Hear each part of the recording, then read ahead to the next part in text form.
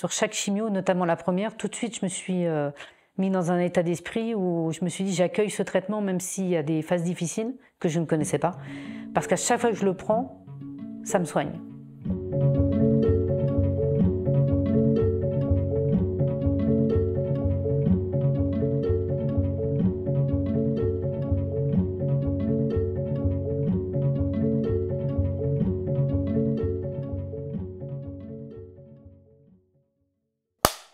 Je m'appelle Corinne, j'ai 66 ans.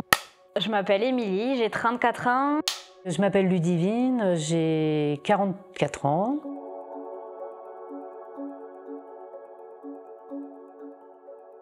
Je me suis palpé les seins et j'ai senti une petite boule sous le sein droit. J'ai su tout de suite que c'était pas un kyste. J'ai pris rendez-vous, j'ai réussi à passer une mammo très rapidement, mais sur la mammo, ils ne voyaient rien.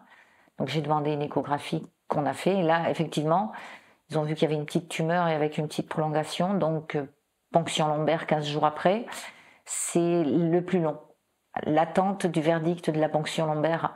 À la ponction lombaire, on m'a dit que c'était un carcinome infiltrant, 2 grade 2, je crois. Tout est parti, moi, d'une mammographie, ma première. Donc c'était le dépistage par rapport au fait que j'avais 40 ans passés, parce qu'on m'avait dit qu'on devait faire une mammographie dès 40 ans, et j'en avais 43. Donc j'en avais fait aucune. Donc le médecin, un jour, a décidé de me faire un bilan complet. J'avais eu le droit à une prise de sang, une mammographie, et il n'y avait pas de raison, j'avais aucune sensation, j'avais aucune anomalie. En tout cas, moi, j'avais détecté aucune anomalie dans mon corps, sur ma poitrine. Et le hasard a fait que ce jour-là, ça a été détecté tout de suite sur le sein droit. J'avais perdu 5-6 kilos suite à un rééquilibrage alimentaire, donc je me suis dit, bon, c'est bizarre, cette boule, maintenant je la sens. Comme on m'avait dit quand même de refaire contrôler, je suis retournée chez mon médecin traitant pour qu'elle me prescrive une autre échographie, donc c'est ce que j'ai fait. Et là, en fait, à ce moment-là, entre guillemets, tout s'est écroulé parce que, à l'échographie, je pense que le médecin avait très bien vu ce que c'était, puisqu'il m'a fait faire la biopsie le surlendemain et demandé à venir pile 7 jours plus tard quand on avait les résultats.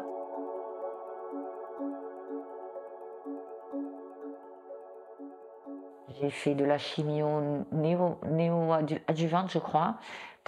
C'est une chimio qu'on fait avant l'opération pour faire diminuer la tumeur. Lors du TEP scan, ils ont décelé qu'il y avait des lésions, donc des métastases au niveau du thorax et de l'aisselle.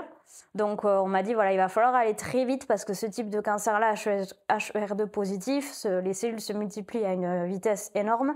Donc on doit de suite attaquer la chimio. D'un côté, on entend que la chimiothérapie a des conséquences et des effets secondaires assez forts et qui mettent mal le corps, le corps principalement.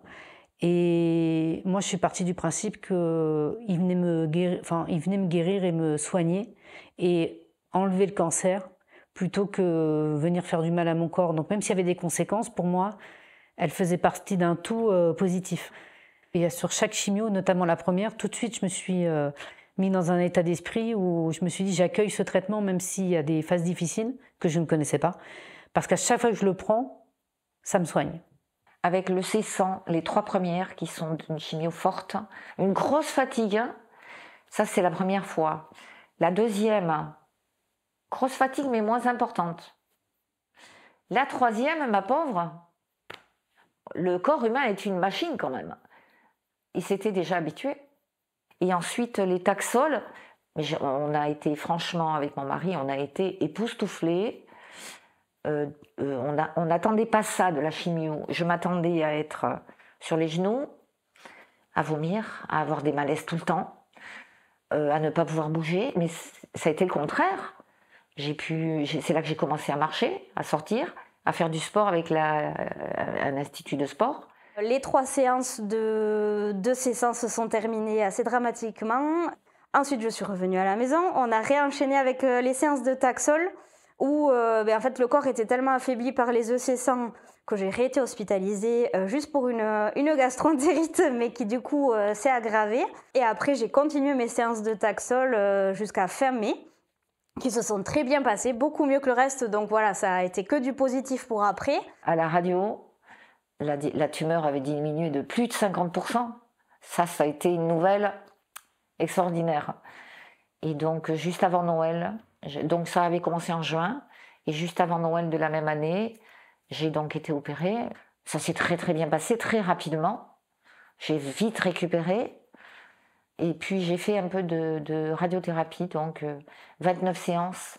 Là, je vois toujours une kiné, parce que la radiothérapie quand même laisse des traces à l'intérieur, quoi.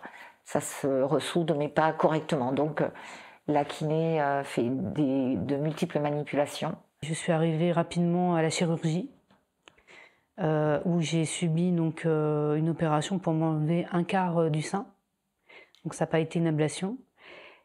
Et un mois après, j'ai commencé la radiothérapie sur à peu près un mois et demi. J'ai eu 28 séances. Et à l'heure d'aujourd'hui, je suis en dernière phase, donc non active, sur l'hormonothérapie, que j'ai commencé il y a 3 mois. Du coup, on m'a annoncé que la réponse était quasi complète. Alors, ils ne peuvent pas annoncer une réponse complète à la chimiothérapie, puisqu'il n'y a que les résultats de l'anapath qui peuvent le confirmer. Donc, ils m'ont opéré, ils m'ont fait une zonectomie. Suite à ça, après, j'ai eu 6 semaines de radiothérapie au lieu de 5. Et en parallèle, donc ce qu'ils ont fait pendant toute la chimiothérapie, ils m'ont ménopausé chimiquement. Donc, ils appellent ça une castration chimique. C'est hyper violent quand on a la trentaine de nous annoncer ça. Ils ont fait ça pour préserver les ovocytes, essayer en tout cas de les préserver.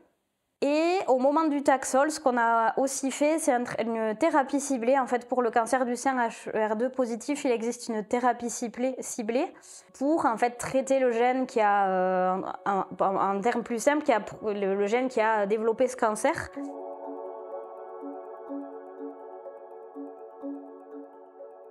J'ai fait en sorte du mieux que je pouvais pour ne pas perdre de poids, pour recevoir mes soins. Et c'est vrai que moi, ça s'est plus joué sur justement ce côté de la fatigue, des capacités, d'avoir moins d'endurance, moins de vitalité, d'être plus raide, d'être plus lente, plus lourde. Enfin, c'était vraiment dans le corps, c'était pas fluide, de sentir un poids énorme. J'étais une femme très active, voilà, je travaillais, j'avais ma vie, je m'occupais de tout à la maison. Et là, je me suis retrouvée à une place en fait, où je ne pouvais plus rien faire certains jours. Donc, on a eu la chance d'avoir en relais mes parents et mes beaux-parents qui ont été là pour nous, pour prendre le relais vis-à-vis de notre fille, puisque du coup, je ne pouvais pas la lever, je ne pouvais pas lui donner le bain. Ça a été sur arrêter le travail. Voilà, du jour au lendemain, c'est ne pas y retourner et partir dans les traitements. Au quotidien, les traitements m'ont un petit peu ralenti. Après, voilà, j'avance en âge. Alors, est-ce que ce sont les traitements réellement ou est-ce que c'est l'âge aussi? C'est un peu les deux. Mais je me sens plus courageuse. Avant, je marchais jamais, je courais pas, je faisais jamais de sport. Maintenant, je fais un petit peu, voilà. Et donc, l'impact aussi, c'est surtout l'impact de la maladie, c'est que j'ai arrêté de travailler et que le travail, c'était ma vie.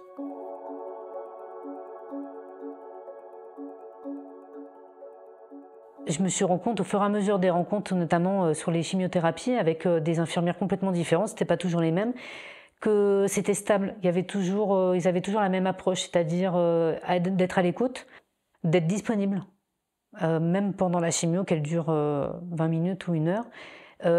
Après, avant, et qu'on pouvait même les appeler durant la semaine.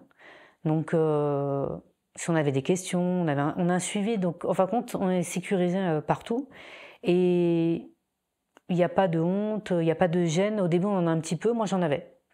Et puis je me suis rendu compte que, en fin de compte, il n'y en a pas du tout et que c'est eux-mêmes qui nous disent mais on est là, n'hésitez pas. Ce cancer, tout le noir, tout le négatif qu'on peut voir autour, ça a été que des rencontres de belles personnes. Ça a toujours été des gens qui étaient disponibles, qui étaient à l'écoute, qui ont toujours été là pour nous, qui ont téléphoné, qui ont aussi demandé, l'infirmière coordinatrice me demandait de mes nouvelles, mais c'est mon compagnon qui est venu sur ma toute première chimio et qui, dès qu'il était en congé, revenait aussi qui revenait avec moi sur les chimios. Et elle lui a toujours aussi demandé comment il allait en tant qu'aidant. Et ça a été hyper important pour moi et pour lui, que directement quelqu'un s'adresse à lui aussi, puisque ça touche vraiment toute la famille. J'ai trouvé les équipes de soins fabuleuses, extraordinaires, franchement. Les infirmières, l'oncologue, les secrétaires, les dames de ménage ou les dames qui vous portent les repas. Tout le monde est, on sent que tout le monde est impliqué dans son travail. Moi, ce que je retiendrai, c'est la beauté de l'humain dans ce parcours-là.